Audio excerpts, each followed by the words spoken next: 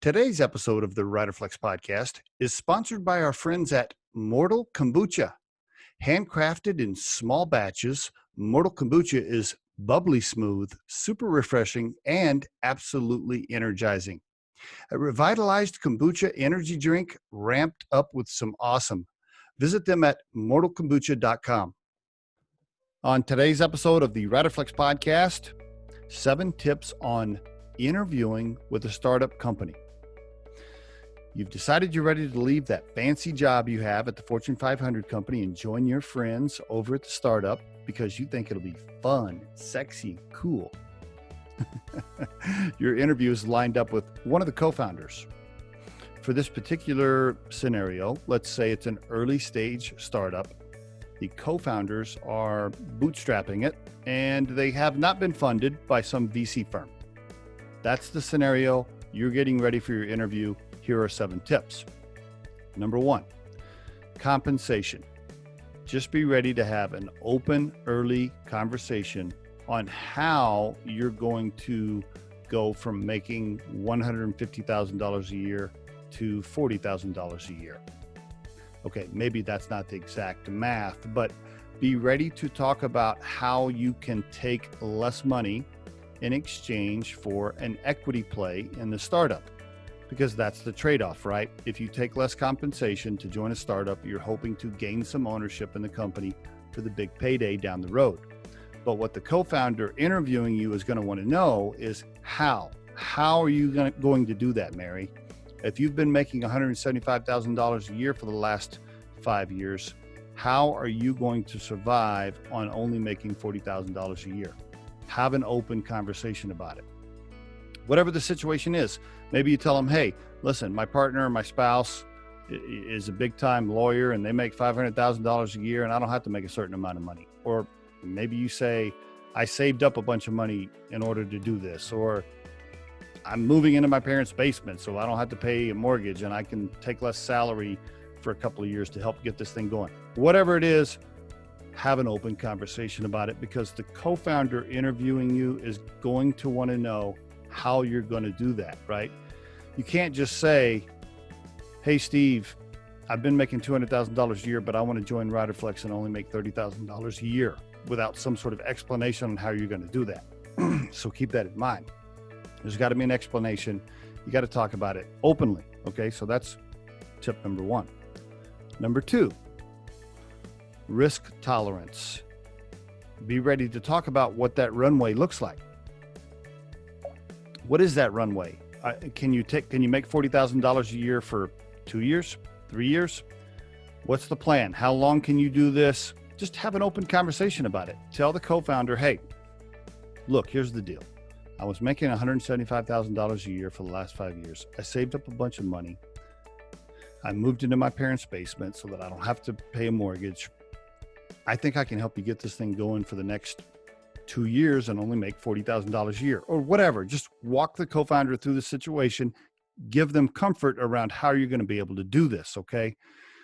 Because if you can't handle it from your personal finances, I don't care how passionate you are about it, it won't work. You'll just eventually quit and go get a regular job.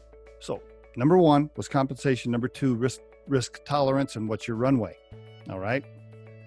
I apologize. My throat's killing me today, but I've edited this like 58 times and I'm not going to do that again. So we're just going to keep going as I take a drink of water. Number 3, why? Tell the co-founder, convince the co-founder why their brand. Be passionate about it. Why do you want to join that startup team? What is it about their mission, their values, their brand, the industry? Be passionate about it. Be ready to convince them on the why. If you can't convince me, for example, at Riderflex, why you want to join this particular brand, I'm not going to give you the job. So number 3 is why. Practice your speech around why. Why that brand, why that industry, why that product, why that service. Okay. Number 4, talk about how you have transitioned in previous situations. What do I mean by that? Well, there's going to be a major transition for you going from a Fortune 500 company to a startup. Trust me, it's going to be a shock to your system. Okay? There's going to be fewer tools, fewer processes, fewer systems, fewer people. I mean, it's going to blow your mind if you've never done it before. So be ready to talk about other situations where you've transitioned from, blue to green, or whatever whatever analogy you want to use. Talk about it. Share transition examples, because the co-founder interviewing you is going to be thinking, wow, Mary's only worked for, Kellogg for the last 10 years. She's never worked for a small company. If she comes to work for us, we're going to blow her mind. So transition. Number 4 is transition. Talk about how you're ready to do this transition and what you've done in your past. Number 5, convince them that you have major growth potential to take on more responsibility quickly. In other words, if you join a startup and they say, hey, you're head of social media, be ready to talk about how you can lead marketing overall very quickly in the next 2 years, because your resume can expand that far, or you've already had that experience or whatever. But the point is, talk about how you can grow beyond whatever it is you're interviewing for. That's key when you're interviewing with a startup company, because things change so fast, and you want to convince them that you have major potential to take on more responsibility, and you can grow in the organization with a bigger title, more direct reports, etc. So that was number 5. Number 6, convince them that you are a value add, not an expense. What do I mean by that? A co-founder is going to look at you and think, seriously, they're going to look at you and go, man, all right, so she's going to cost me $50,000 a year. What am I going to get in return for that? Is this person going to produce revenue? Are they going to save me $50,000 a year on expenses because they're great at operations? Like, how am I going to get this $50,000 back? Seriously, that's how co-founders look at the situation, at least most of the time.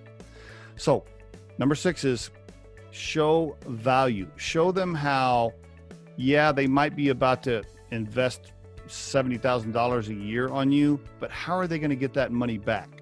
Okay, prove to them that you're not just an expense that's added to the P&L, but that you're a value. And number 7, if you're not completely convinced that this brand you want to go to work for and the team that you're interviewing with can make it happen, and you're not convinced, and you haven't decided in your head that you're ready to work twice as hard as you've ever worked and take on major risk and make less money, if you're not 100% sure, don't do it. Number 7 is don't do it.